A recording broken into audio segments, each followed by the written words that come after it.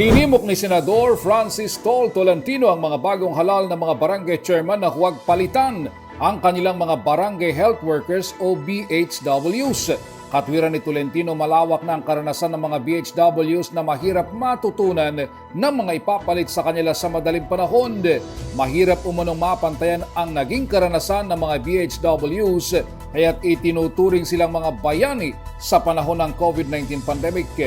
Paliwanag ni Tolentino, ang mga BHWs ang nagsilbing frontliners natin sa panahon ng pandemya kaya't kabilang umano sila sa pinakamagagaling sa buong mundo. Sa katunayan ay sinusulong nitong maging bahagi ng ating National Health Worker System ang mga barangay health workers.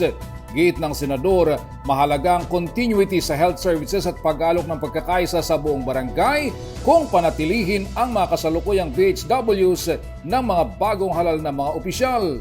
Ngunit kung sakali at talagang gustong palitan ng mga bagong halal na opisyal ng barangay ang kanilang mga BHWs, ay bigyan ito ng sapat na transition period.